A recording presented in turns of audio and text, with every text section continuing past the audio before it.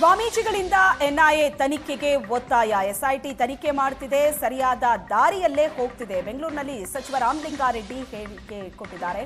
ಸೌಜನ್ಯ ಪ್ರಕರಣದಲ್ಲಿ ಸಿಬಿಐ ತನಿಖೆ ಮಾಡಿತು, ಆಗ ಸೌಜನ್ಯಗೆ ಯಾಕೆ ನ್ಯಾಯ ಸಿಗಲಿಲ್ಲ? ಬುರುಡೆ ಪ್ರಕರಣ ತಾರ್ಕಿಕ ಅಂತ್ಯಕ್ಕೆ ಬರಲಿದೆ ಅಂತ ರಾಮಲಿಂಗಾರೆಡ್ಡಿ ಹೇಳಿಕೆ ಕೊಟ್ಟಿದ್ದಾರೆ.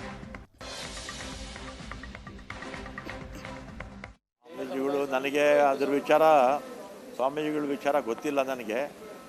ನನ್ನ ಅಭಿಪ್ರಾಯದಲ್ಲಿ SIT ತನಿಖೆ ಮಾಡ್ತಾ ಇದೆ, ಸರಿಯಾದ ದಾರಿನಲ್ಲೇ ಹೋಗ್ತಾ ಇದೆ. ಮತ್ತು SIT ತನಿಖೆನ ಎಲ್ಲರೂ ಕೂಡ ಸ್ವಾಗತ ಮಾಡಿದರು. ಆಮೇಲೆ BJPಯವರು ಏನು ಕಾರಣನೋ ಗೊತ್ತಿಲ್ಲ, ಅವರು ಅದಕ್ಕೆ NIA ಮಾಡಬೇಕು ಅಂತ ಹೇಳ್ತಾ ಇದ್ದಾರೆ.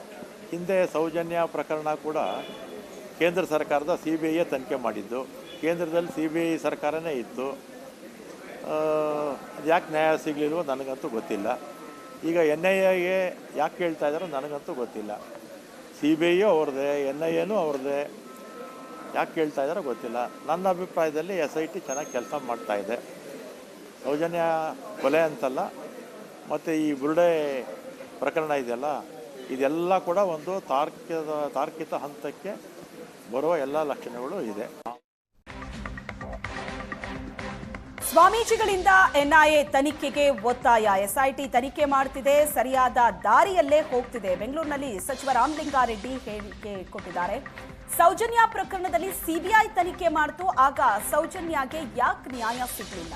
ಬುರುಡೆ ಪ್ರಕರಣ ತಾರ್ಕಿಕ ಅಂತ್ಯಕ್ಕೆ ಬರಲಿದೆ ಅಂತ ರಾಮಲಿಂಗಾರೆಡ್ಡಿ ಹೇಳಿಕೆ ಕೊಟ್ಟಿದ್ದಾರೆ.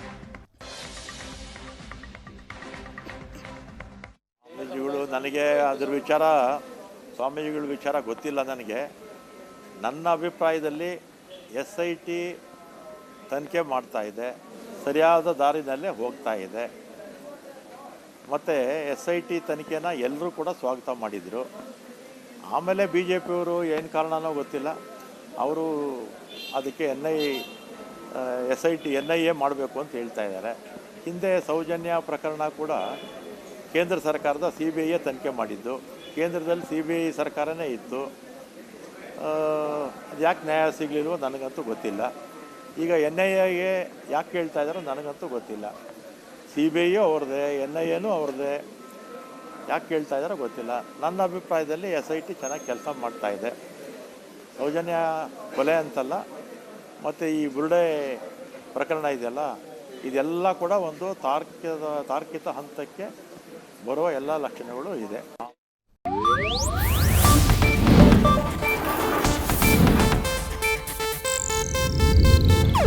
ಇದು ಏಷ್ಯಾನೆಟ್ ನ್ಯೂಸ್ ನೆಟ್ವರ್ಕ್ ಪ್ರಸ್ತುತಿ.